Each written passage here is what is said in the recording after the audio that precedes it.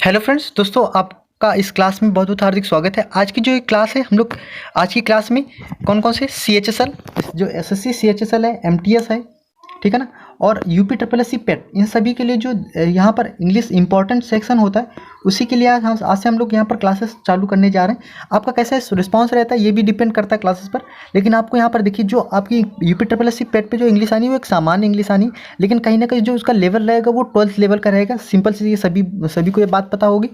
इसके साथ साथ CHSL में भी 10+2 का होता है फॉर्म, तो वहाँ भी 12th लेवल की इंग्लिश रहती है, ठीक है ना। तो वहाँ से कुछ इंपॉर्टेंट सेक्शन होते हैं जहाँ से आप नंबर कहीं ना कहीं गेन कर सकते हैं, क्योंकि आपने उसको पीछे भी कुछ पढ़ रखा होता है। और कुछ ऐसे इंपॉर्टेंट सेक्शन होते हैं जहाँ से ही एग्जाम्स में आता है। तो उन्हीं कुछ इंपॉर्टेंट सेक्शन को यहाँ पर आज हम लोग डिस्कस करने जा रहे हैं। तो यहाँ पर आज में जो डायरेक्ट इनडायरेक्ट होते हैं, तो देखो मैं कंप्लीटली एक तरफ से तो लेके नहीं चलता, क्योंकि नहीं चल सकता, क्योंकि बहुत अब तो इतना टाइम नहीं बचा है। लेकिन जो इंपॉर्टेंट सेक्शन है उन सब की मैं शॉर्ट में आपको इन्फॉर्मेशन देना चाहूँगा। आपको बहुत ज़्यादा टाइम वेस्ट करने की ज़रूरत नहीं है। बस आपको जो 10 to 15 या 20 मिनट्स का जो यही वीडियो क्लास होगी, प्लीज़ आप इसे अच्छे से देख लेना। इससे कहीं ना कहीं आपकी जो पक्का है कि आपके इसी से कहीं ना कहीं क्वेश्चन फंसेंगे। सबसे पहले हम लोग यहाँ पर बात करते हैं इंपरेटिव सेंटेंस की। देखिए, इंपरेटिव सेंटेंस हो या इंट्रोगेटिव सेंटेंस हो या ऑप्टेटिव और एक्सक्लामेटिव, इनसे जरूर एक नया क्वेश्चन जरूर आता है इनडायरेक्ट में, क्योंकि इस और अगर हम लोग असर्टिव सेंटेंस, तो उनमें कुछ स्पेशल केसेस होते हैं, वहाँ से क्वेश्चन आता है। तो हम लोग सबसे पहले यहाँ पर रूल्स की भी थोड़ी सी ज़्यादा रूल्स पे तो फोकस नहीं करेंगे। हमारा जो फोकस रहेगा वो कि किस तरीके से हमारा सेंटेंस बनेगा और वहाँ पर क्या रूल्स रहेगा, बस इतना। क्योंकि अगर आपको रूल्स पता है तो कहीं ना कहीं आप अच्छे से आगे दूसरे भी क्वेश्चंस को कर पाएंगे। अदरवाइज आप यहाँ ऐसा नहीं है कि आपने क्वेश्चन तो आपने 100 क्वेश्चन कर लिए एक टॉपिक पे, लेकिन कहीं ना कहीं अगर आप उसको रूल्स नहीं पता है, तो इंग्लिश में रूल्स भी बहुत मोस्ट इंपॉर्टेंट रखते हैं, ठीक है। तो यहाँ पर सबसे पहले हम लोग बात करते हैं कि जैसे जो हमारे इम्परेटिव सेंटेंस क्या होते हैं, सबको पता होगा, जहाँ पर ऑर्डर, एडवाइस, अर्ज, रिक्वेस्ट वगैरह ये सब की जाती है। अब यहाँ पर पहला आप सेंटेंस देखिए, मैं पहले आप सेंटेंस को ही फोकस करवा के उसको बाद में मैं उसको रूल्स को समझाऊंगा। पहले यहाँ पर देखिए, उन्होंने डायरेक्ट में उन्होंने पूछा है, the teacher said to me sit in your class and learn your lesson. अब इसका आपको क्या बनाना है, पैसिव मतलब डायरेक्ट इंडायरेक्ट बनाना है, डायरेक्ट इंडायरेक्ट बनाना है। तो कैसे बनाएंगे, तो देखिए यहाँ पर सिंपल सा आप देख ही रहे होंगे क्या लिखा है, द टीचर ऑर्डर्ड मी, क्या लिखा है, teacher ordered me to sit in my class and learn my lesson, ठीक है ना। इसके बाद सेकेंड आप देखते हैं, सेकेंड के में क्या कहा, डायरेक्ट में कहा गया है कि he said to his friend work hard. अब इसका इंडायरेक्ट कैसे बनेगा, he advised his friend to work hard, ये कहा गया है।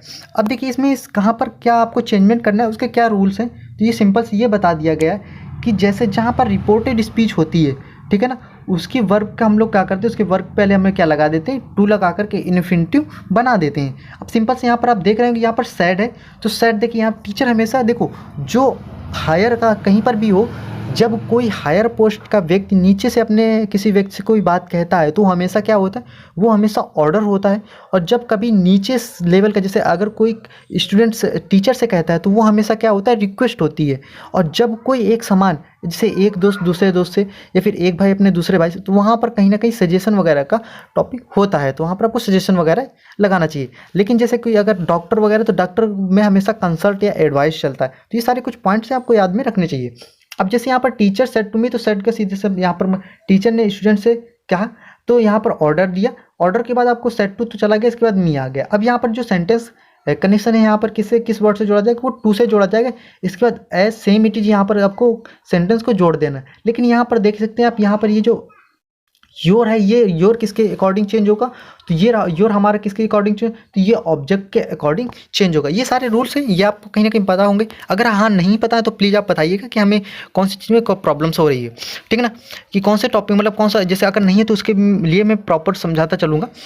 अब यहाँ पर बात करते हैं कि रिपोर्टेड स्पीच के अगर वोकेटिव केस के नाउन को रिपोर्टिंग वर्ब का कर्म ऑब्जेक्ट बना देते हैं। अब ऐसे तो रूल्स आपको समझ में नहीं आया होगा, लेकिन अब यहाँ पर पहले हम लोग किसको देखते हैं, सेंटेंस को देखते हैं। इसने बोला कि the teacher comma inverted comma sit down comma boys, यानी कि यहाँ पर सिंपल समझ लीजिए कि यहाँ पर टीचर ने बॉयज से कहा कि सिट डाउन बैठ जाइए। अब इसको कैसे बनाना है, तो देखिए यहाँ पर अब यहाँ पर आपको वोकेटिव केस के नाउन को रिपोर्टिंग वर्ब का ऑब्जेक्ट बना।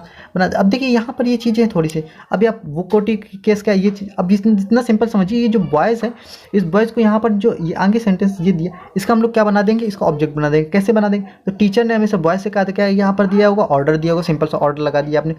इसके बाद ये क्या, इसका ऑब्जेक्ट बना दिया, वोकेटिव केस के नाउन को रिपोर्टिंग वर्ब का ऑब्जेक्ट बना देते हैं। तो ये अब इसको बॉयज़ को क्या बना दिया हम लोग, ऑब्जेक्ट बना दिया। इसके बाद यहाँ पर देखिए कैसे जो हमारे इंपेरेटिव सेंटेंस ऐड होते हैं वो टू से ऐड होते हैं, टू। इसके बाद जो आपको दिया सेम, क्योंकि यहाँ पर प्रोनाउन वगैरह नहीं दिए तो सिंपल सेंटेंस यहाँ पर अटैच हो जाता है सिट डाउन करके।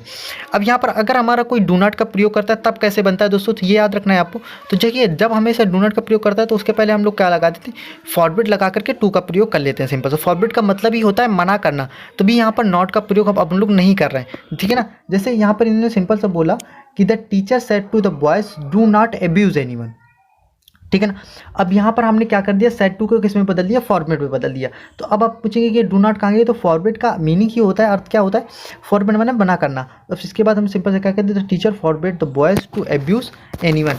इसके बाद अगली दूसरी विध से ऐसे भी आप कर सकते हैं कि आप क्या करिए कि आप इसको आप फॉरबिड का अगर यूज नहीं कर रहे हैं और यहाँ पर दूसरा कर रहे हैं कि फादर हमेशा अपने क्या देगा बेटे को, या फिर उसे क्या एडवाइस देगा सिंपल सा, तो क्या कर देता, फादर एडवाइज मी। अब तो अगर आपने यहाँ पर फॉरबिड का यूज नहीं किया तो आपको यहाँ पर फिर नॉट टू का प्रयोग करना पड़ेगा, नॉट फिर टू, टू के बाद नॉट नहीं, पहले आपको नॉट फिर टू का प्रयोग करना पड़ेगा, और वेस्ट माई मनी। इस तरीके से कहीं ना कहीं आप उन्हें बना लिया। अब देखिए ये जो योर है तो ये किसके अकॉर्डिंग चेंज होगा, तो ये हमारा मी के अकॉर्डिंग चेंज होगा। ये सारे के सारे अपनी टेबल आपको प्रोनाउन वाली पर्सन वाली याद ही होगी। अब हम लोग अगर नहीं भी है तो प्लीज़ अब बताइएगा, मैं उसके प्रॉपर में एक लेक्चर छोटा सा बना दूंगा कैसे हमारा पर्सन्स चेंज होते हैं, ठीक है ना। वैसे हमारे ये बेसिक रूल्स हैं और मैं कोशिश करूँगा अब जो इंपॉर्टेंट रूल्स हैं उनको समझाने की कोशिश कर रहा हूँ। दोस्तों अगर अभी तक आपने क्लास को लाइक नहीं किया तो प्लीज़ लाइक जरूर कर दीजिएगा, ठीक है ना। और कोई भी कॉन्सेप्ट नहीं समझ में आ रहा तो चैट में बताते रहिए, ठीक है ना। यहाँ पर हम लोग बात करते हैं अगला जो हमारा यहाँ पर रूल्स है कि रिपोर्टेड स्पीच जब नेवर से प्रारंभ हो तो रिपोर्टिंग वर्ब को एडवाइज्ड में बदल देते हैं, ठीक है ना, और तथा क्रिया के बीच टू का प्रयोग करते हैं। क्यों, अब देखिए यहाँ पर आप समझ लीजिए नेवर का मतलब ही उसने क्या किया, नेगेटिव है, ठीक है ना। तो अब यहाँ पर आप देख लीजिए सिंपल सा कैसे, तो देखिए जब नॉट आता है तो अगर नॉट का प्रयोग कर रहे हैं तो उसके पहले आप, तो यहाँ पर सिंपल से अगर, लेकिन अगर आप फॉरवर्ड का प्रयोग करें तब आप फॉरवर्ड के साथ नॉट का प्रयोग नहीं करेंगे, ये हमेशा दोस्तों याद रखना आप। अब यहाँ पर अगर आप नेवर की बात करते हैं, जैसे नेवर अगर आ गया तो कैसे करें, तो the teacher advise the students, इसके बाद आपको क्या करना है, नेवर करना है, नेवर लगा दिया आप, नेवर लगाने के बाद आप टू लगा दी, इसके बाद अपने जितना भी सेंटेंस है उसको ऐड कर दिया। अब देखिए योर किसके अकॉर्डिंग चेंज होगा, स्टूडेंट्स के अकॉर्डिंग, स्टूडेंट के अकॉर्डिंग, तो कैसा आ गया, इस वजह से क्या आया, ही जाया। अब यहाँ पर देखिए ये नेवर वाले वाक्यों में फॉरवर्ड का प्रयोग नहीं होता। अब इस चीज़ को हमेशा याद कि जैसे आपने अगर यहाँ पर नेवर लगा दिया तो भी आपने फॉरवर्ड यहाँ पर लगाया, तो क्योंकि नेवर का मतलब भी निगेटिव होता है और फॉरवर्ड का मतलब भी नहीं निगेटिव होता है, इसलिए दोनों एक साथ का प्रयोग नहीं हो सकता है। अब यहाँ पर देखिए अगला आ रहा है कि सर प्लीज़ काइंडली, अगर ऐसा कोई शब्द है तो उसको हम लोग क्या कर देते हैं, डायरेक्ट अंडर उसको भी हटा देते हैं। जैसे यहाँ पर पहले आप सेंटेंस देख सकते हैं कि the student said to the teacher sir mark me present, यानी कि सर मुझे उपस्थित कर दीजिए, यानी कि मार्क लगा दीजिए, रजिस्टर पे अटेंडेंस मेरी चढ़ा दीजिए, जिसको कहते हैं। तो कैसे बनाएंगे, तो द स्टूडेंट, ठीक है ना। अब सेट टू को चेंज करना है तो स्टूडेंट हमेशा टीचर से क्या करेगा, रिक्वेस्ट करेगा, तो आगे हमारे रिक्वेस्टेड आ गया द टीचर। इसके बाद अब कैसे इंपेरेटिव सेंटेंस है, कैसे ऐड होगा, टू लगा करके अब जितना सेंटेंस है बाकी सबको ऐड कर देंगे। मार्क, अब मी किसके अकॉर्डिंग चेंज होगा, तो मी हमारे अकॉर्डिंग चेंज होगा, किसके, स्टूडेंट्स के अकॉर्डिंग, तो क्या आ जाएगा, हिम आ जाएगा, उसके बाद प्रेजेंट, ठीक है ना। इसी तरीके से अगर प्लीज भी है तो प्लीज को भी हटा देंगे और जो से सेंटेंस है उसको भी चेंज, मतलब वैसे ही अटैच कर देंगे। इसी तरीके से यहाँ पर काइंडली भी आया, जैसे कि आप देख रहे हैं, तो काइंडली का मतलब क्या होता है, हमेशा रिक्वेस्ट करना होता है, प्लीज, काइंडली, ये सारे रिक्वेस्टेड वर्ड्स होते हैं, ठीक है ना। तो she requested Sita to help हर।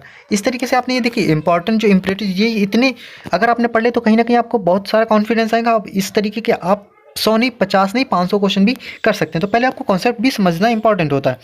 अब सातवें जो हमारा सातवां जो रूल्स है, ये हमारा कौन सा रूल्स है, ये इफ़ वाला रूल्स है, ठीक है ना। तो इसको कैसे बनाएंगे उसको देखते हैं। दोस्तों अगर अभी तक आपने क्लास को लाइक नहीं किया तो प्लीज़ क्लास को लाइक कर दीजिएगा, और इसी तरह के इंपॉर्टेंट और बढ़िया छोटी सी अच्छी सी क्लासेस आपको पाने के लिए प्लीज़, अगर चैनल को अगर अभी तक सब्सक्राइब नहीं किया तो प्लीज़ सब्सक्राइब करके बेल आइकन को जरूर प्रेस कर दें, ताकि अगर जैसे कोई अगर क्लास की इन्फॉर्मेशन आप मतलब नहीं देख पाते तो आपको नोटिफिकेशन आ जाए और हमसे आप क्लास को देख लें। तो सबसे पहले हम लोग यहाँ पर बात करते हैं कि अगर रिपोर्टेड स्पीच में इफ़ से प्रारंभ होने वाले क्लॉज में सलाह का भाव हो तो इंटरेक्टिव स्पीच में शुड का प्रयोग किया जाना चाहिए, ठीक है ना। अब इस चीज़ को थोड़ा सा आप समझना।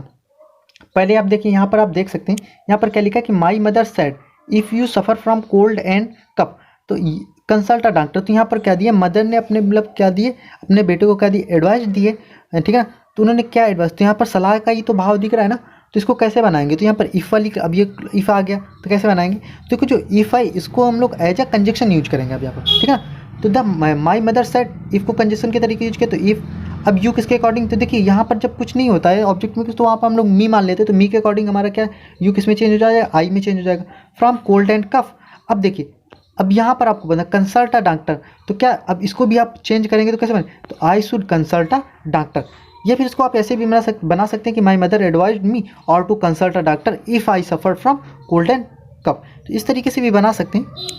अब देखिए इसमें कुछ इंपॉर्टेंट बात कही गई है। ये बात क्या कही गई कि कुछ इंपरेटिव सेंटेंस में देखने में इंट्रोगेटिव जैसे लगते हैं, लेकिन वास्तव में वो इंट्रोगेटिव नहीं होते, ये इंपरेटिव में ही होते हैं, क्योंकि इनमें विनम्रता का भाव होता है। इन वाक्यों को इनडायरेक्ट स्पीच में बदलते समय रिपोर्टिंग वाक्य आशय के अनुसार बदलते हैं। अब देखिए कभी कभी होता है ना कि आपने हेल्पिंग वर्ब से स्टार्ट कर दी तो आपको इंट्रोगेटिव सेंटेंस है, ऐसा नहीं होता है। कहीं कहीं जैसे यहाँ पर आप देख लीजिए कुछ सेंटेंस के बारे में यहाँ पर डिस्कस करूँगा। जैसे पहला यहाँ पर सेंटेंस आप देख रहे हैं, would you please give me your pen, he said to me. अब यहाँ पर देखो भले ही ये सेंटेंस हमारा वुड से स्टार्ट है हेल्पिंग वर्ब से, लेकिन यहाँ पर अगर आप वुड यू प्लीज़ यानी कि यहाँ से आपने रिक्वेस्ट की जा रही, ठीक है ना, तो आपको यहाँ पर ये ऐसे इंपरेटिव सेंटेंस के तरीके बनेगा, ठीक है। यहाँ पर आपको इंट्रोगेटिव वाले नहीं लगेंगे रूल्स। तो यहाँ पर कैसे, तो ही रिक्वेस्टेड मी, अब पहले इसको चेंज करेंगे नहीं चेंज करेंगे, ही सेड टू मी को, तो ही रिक्वेस्टेड मी।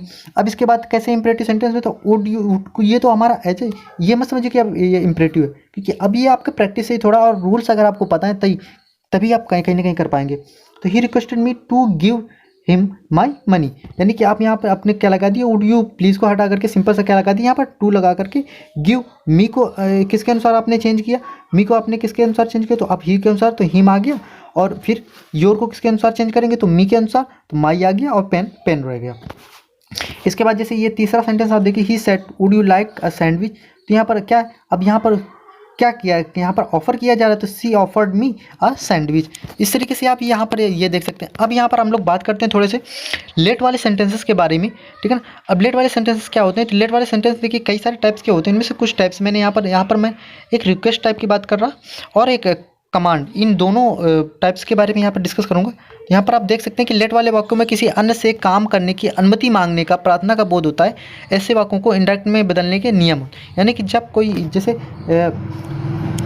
अगर आप लेट के थ्रू क्या कर रहे हैं, किसी से क्या अनुमति परमिशन मांग रहे हैं, तो वहाँ पर आप कैसे, तो वहाँ पर आप अगर किसी से परमिशन मांगे मतलब रिक्वेस्ट कर रहे हैं सिंपल सा, तो रिपोर्टेड वर्ब को किस में चेंज करते हैं, रिक्वेस्टेड में चेंज करते हैं। लेट को टू लेट में बदल देते हैं, और लेट के स्थान पर दैट लगा करके नाउन या प्रोनाउन के साथ माइट बी या अलाउड टू लिखकर क्रिया का first form, might to allowed to का मतलब माइट बी अलाउड टू का लिख करके क्रिया का फर्स्ट फॉर्म लगाते हैं।